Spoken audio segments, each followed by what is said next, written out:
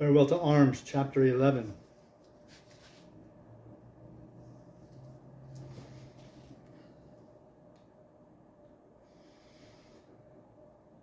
It was dusk when the priest came.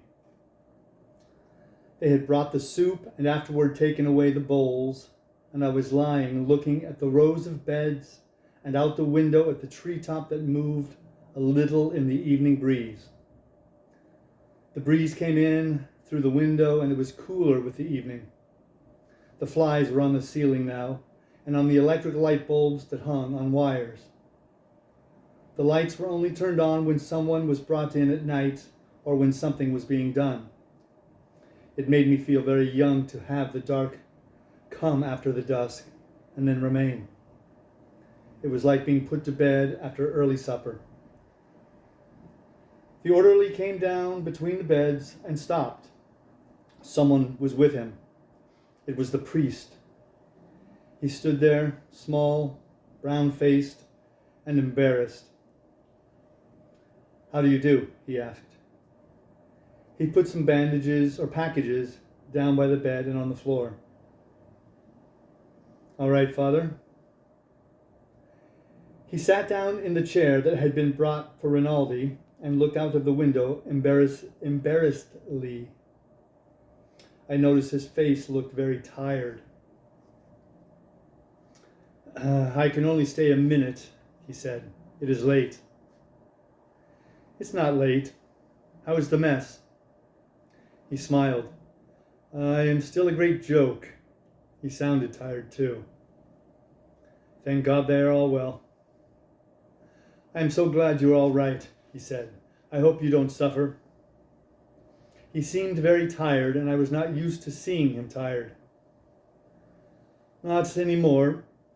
I miss you at the mess.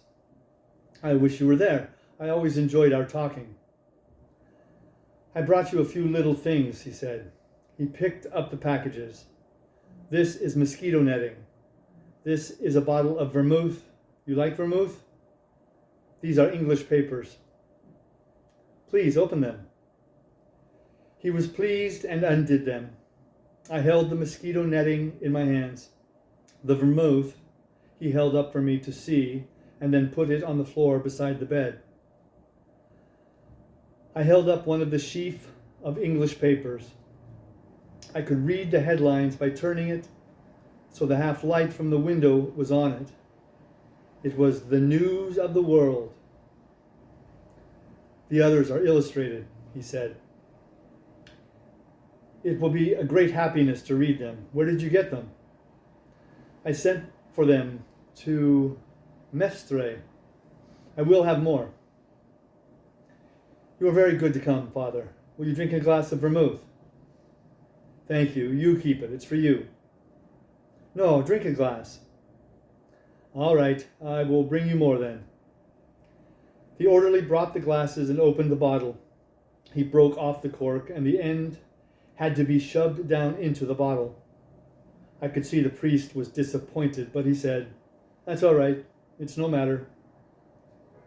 Here's to your health, Father. To your better health."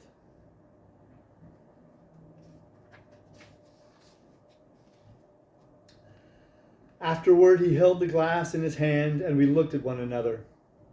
Sometimes we talked and were good friends, but tonight it was difficult. "What's the matter, Father? You seem very tired." "I am tired, but I have no right to be." "It's the heat." "No, this is only the spring. I feel very low." "You have the war disgust." "No, but I hate the war." "I don't enjoy it," I said. He shook his head and looked out of the window. "You do not mind it. You do not see it. You must forgive me. I know you are wounded." "That is an accident. Still, even wounded, you do not see it. I can tell. I do not see it myself, but I feel it a little.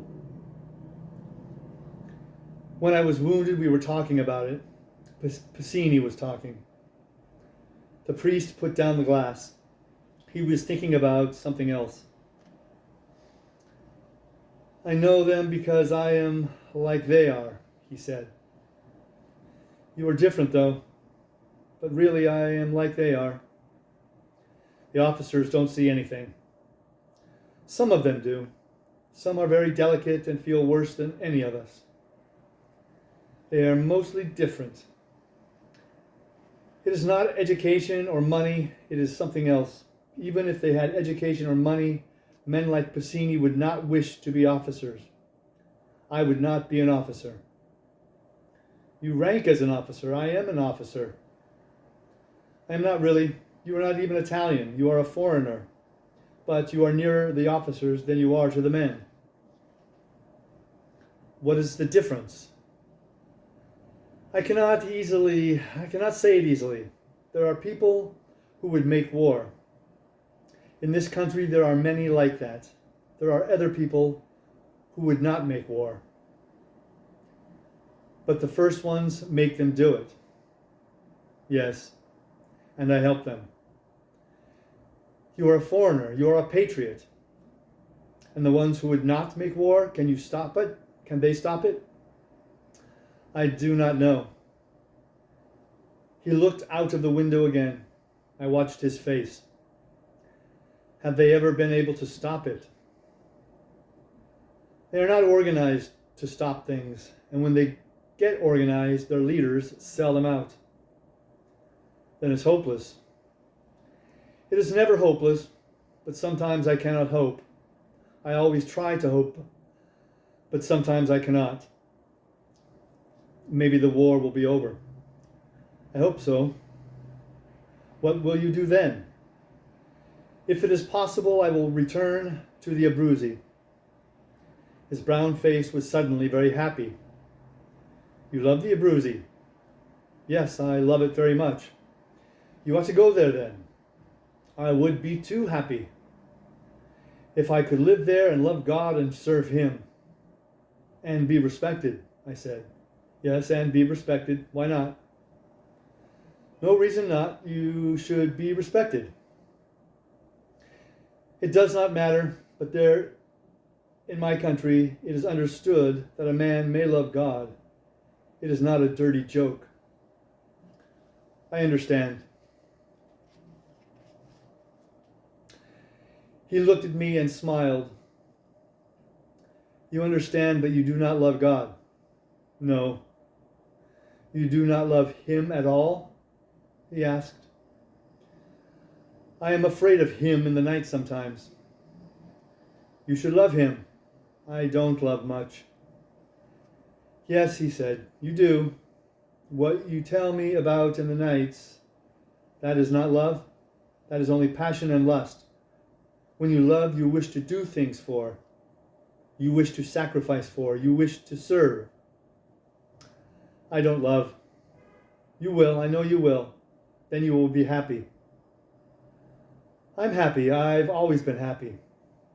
It is another thing. You cannot know about it unless you have it.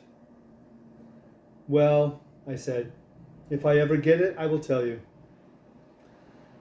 I stay too long and talk too much. He was worried that he really did. No, don't go. How about loving women? If I really loved some woman, would it be like that? I don't know about that. I never loved any woman. What about your mother? Yes, I must have loved my mother. Did you always love God? Ever since I was a little boy. Well, I said, I did not know what to say. You are a fine boy, I said. I am a boy, he said, but you call me father. That's politeness. He smiled. I must go, really, he said. You do not want me for anything. You do not want me for anything? He asked, hopefully. No, just to talk. I will take your greetings to your mess. Thank you for the many fine presents. Nothing. Come and see me again? Yes. Goodbye. He patted my hand. So long, I said in dialect. Ciao, he repeated.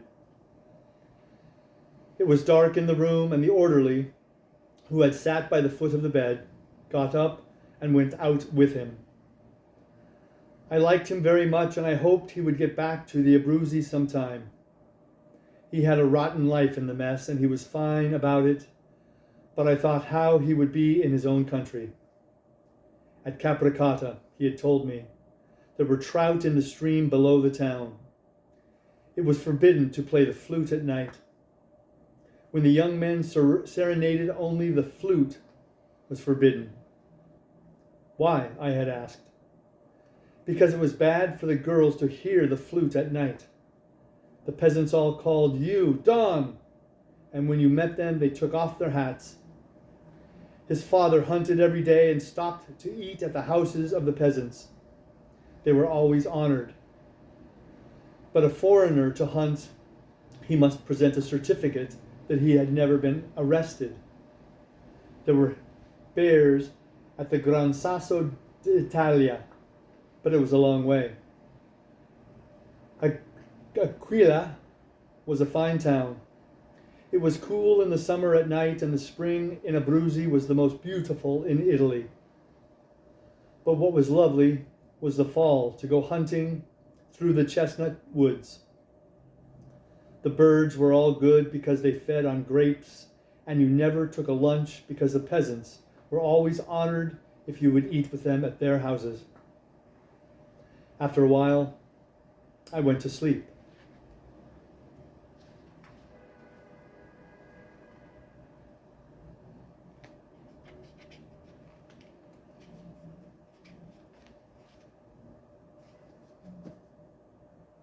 And that is that chapter.